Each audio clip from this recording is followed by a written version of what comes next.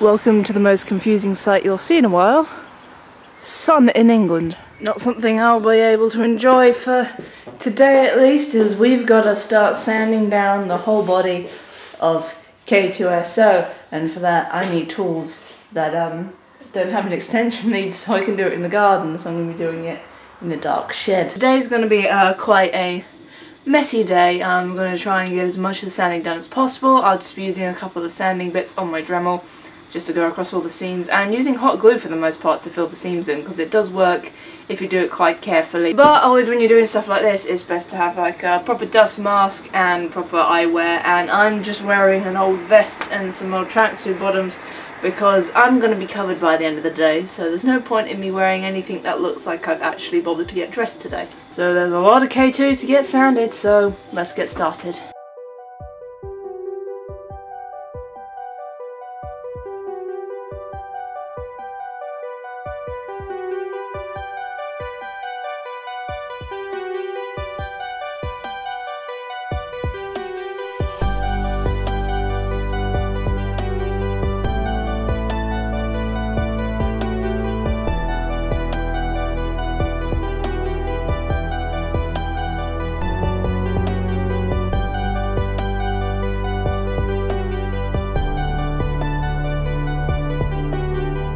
Okay, so all these bits have now been sanded down with Dremel. That's taken quite a few hours worth of work to do.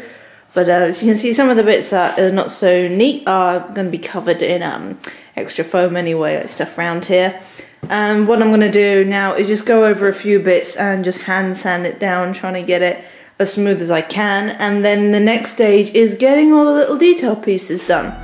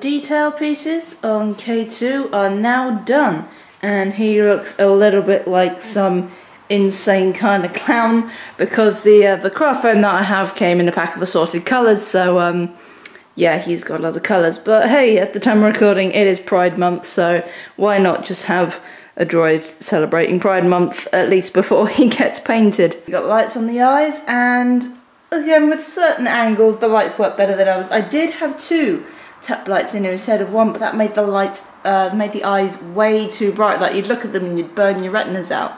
But and here I've added tracing paper, a couple of layers, just to sort of give him a little iris look, and there is a little bit more detail to be added, but that'll be done on the paint stage. So I thought the K2SO final build video would have been out either last week or this week, but unfortunately there has been some setbacks. Doing a final test fit before the painting, just the extra weight of things like the hands and even some of the detail pieces means that everything has now gone skew with, and I can't puppeteer it properly. So I'm now going to have to go back and do a bunch of tweaks, and hopefully, even if I maybe can't even walk in it for LFCC, just so it stands and it's sturdy, because god damn it, I really want to do this for LFCC.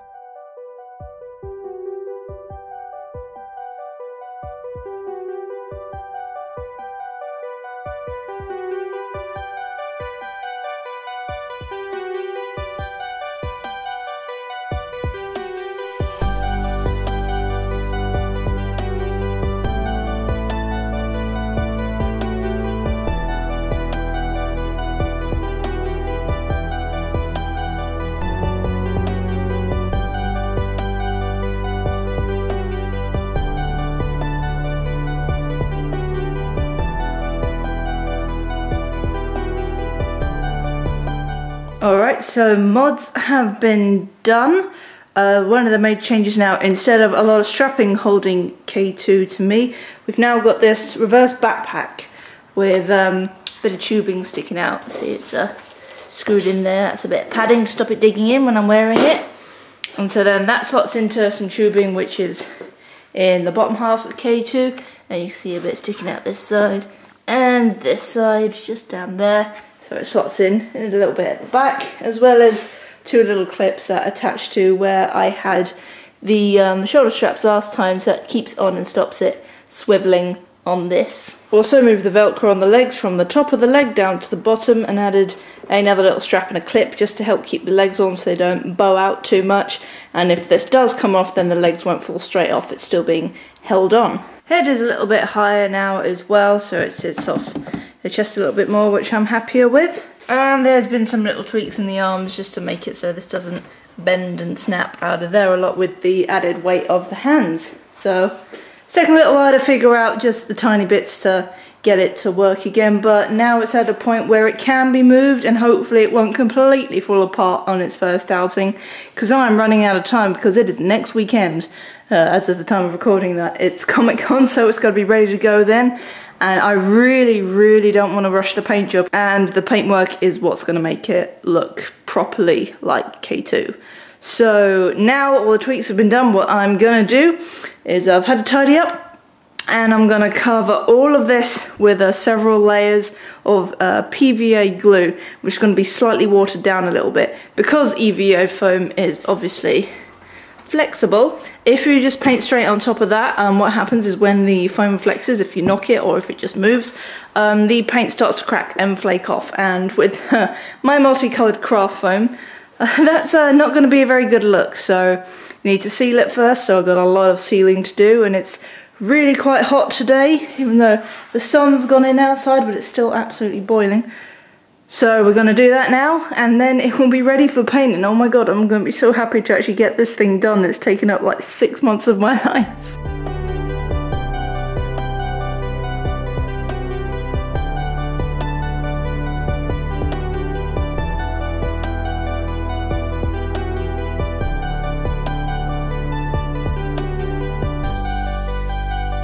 So today is paint day. But today of all days, our lovely, sunny, bright, hot summer has now turned into rain, which was torrential a little while ago. But nonetheless, I'm getting K2, like the base colours are getting done today, without question. I've already done a little bit at the moment, and you can probably tell by the dust mask lines on my face. But if you hear crinkling at the moment, it's because I've wrapped the camera in newspaper, because it's going to get very dusty in a minute, and obviously I want to protect this camera. But out in the rain we go. So instead of filming, painting out here, we have to go into the shed, which is a little bit more of an enclosed space, not as good for painting large objects like this. But we're going to prime everything today with the big prime spray gun. So this is the next bit we're going to do, which is one of the upper leg pieces, and over here we got the lower leg pieces primed. There's still a few bits of like the original colour showing underneath, but I've got a limited amount of primer, so I'll go in it a little more detail a bit later. Obviously with this spray gun it's harder to paint in the grooves without making the paint run, because I'm not that skilled with the paint gun at the moment. So it might be something I just fix when I come to just doing it with aerosols. This is actually what I'm going to be using as the same primer I used for my Green Goblin helmet, if anyone's seen that video, but we've thinned it down a little bit so it's not as gritty. So my dad's given me a quick how-to on the paint gun, because I haven't used it since doing the Green Goblin helmet, so I'm a little bit rusty with it. So what I'm doing is giving everything a really light coat, so it's that dusted over, letting that dry, and then doing a slightly heavier one, so then it's all covered.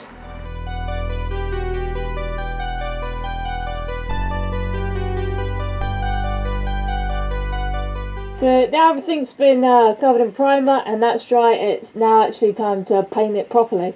I've decided to, when I do the weathering, I'm actually going to paint it on by hand rather than doing a chrome undercoat and then cover bits of it and paint over top of that and reveal it, because I don't want anything to stick to the paint or to the sealant or the foam, so when I take it off it essentially peels the paint layers off, because that has happened before. And there's a lot of tiny details on K2, so I feel like I'm going to hand paint the weathering rather than do it like proper sort of weathering. So it's going to do a coat of black and then go over the top with like gunmetal and then do some of the highlights by hand.